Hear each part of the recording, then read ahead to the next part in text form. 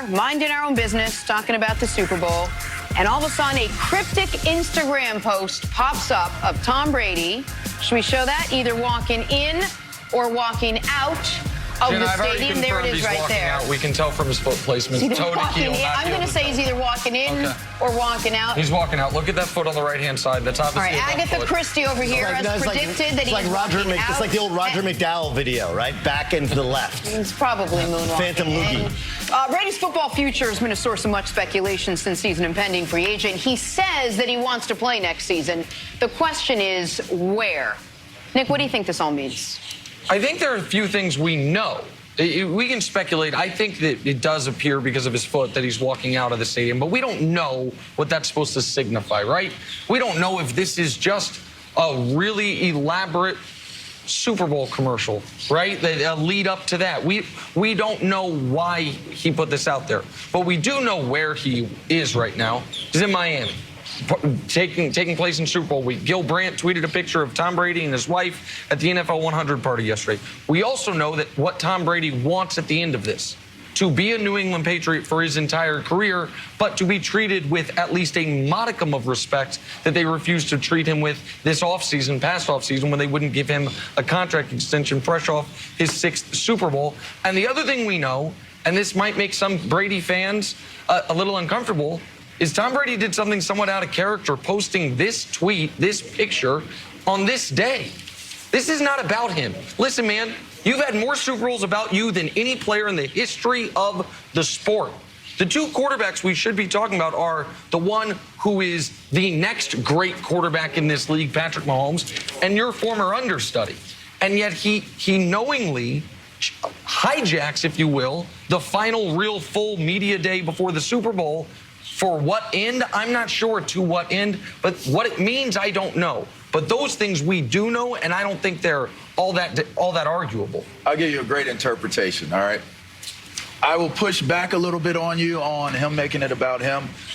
In his situation, he has to present himself in the best way, okay? So here's the interpretation.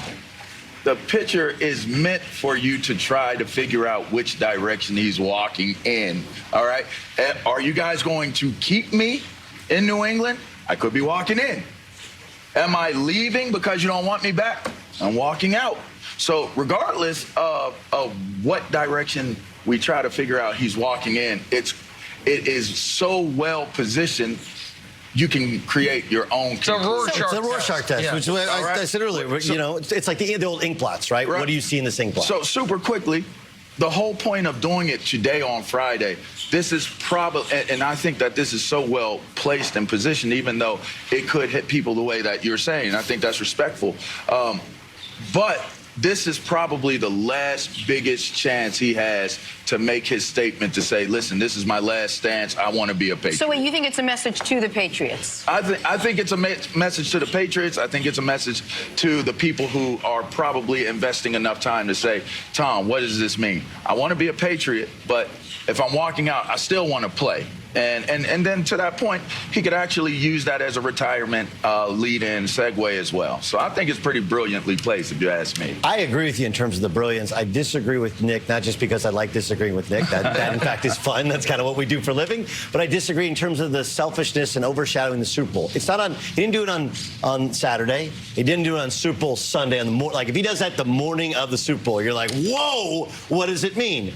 And I think there's also the possibility there's a little inner conflict there. Like, look, Giselle does not want him to play football. Okay? She does not want him to play football. No wife, let alone one who's as successful and she was on the record 4 years ago that she thinks he's done enough. And then she said he has a bunch of concussions that he doesn't talk about. Like, she doesn't want him to play. I think there's the possibility of also, like, do I really want to play? Right? Even like Drew Brees is not fully committed to doing this thing. Do I want to stay? Do I want to come back? You know, maybe it's kind of the inner conflict there.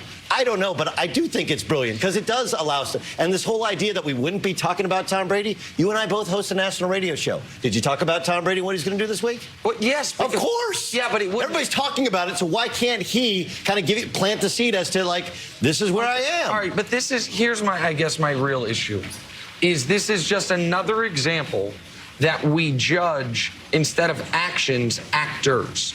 Because we are giving Brady, and one could argue he's earned it, but so much leeway and benefit of the doubt on an action that if it was done by someone we don't like, someone that we say is a me guy, would be getting eviscerated, absolutely crushed. If my pal Odell tweeted out anything about speculation about what his next stop would be, he would be killed today for hijacking Super Bowl week.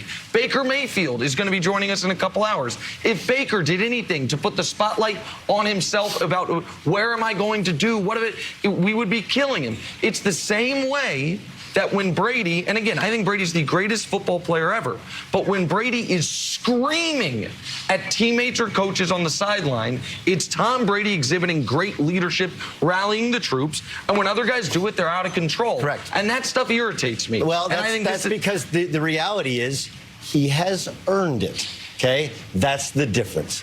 Odell Beckham Jr. has not earned the right. He does not have the equity. Baker Mayfield has not earned it.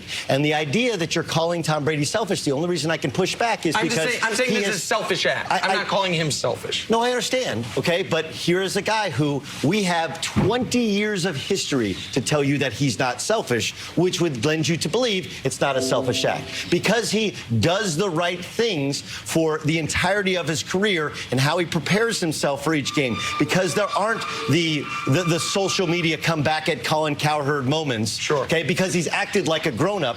We allow him the leeway, and he's allowed to scream at teammates. Otherwise, they would turn on him. The reason he motivates them is because they know he has the equity, and the gentlemen that you pointed out simply do not. I think they're both accurate depictions or accurate takes on it. But when you're looking at Tom Brady, and when it's all said and done, we will go back into the annals, and we will never remember these moments, right? Let's be clear. We'll never remember these moments. Somebody is very, very well versed in understanding legacy building, and it could be Tom himself, but Tom, his team, they understand that where we're at right now, this is about business. Like, let's just be clear. Yeah. This is about business. If it goes the way he wants it and he ends up where he wants to be, that's great. If it doesn't work out that way and he ends up retiring, going to a different team,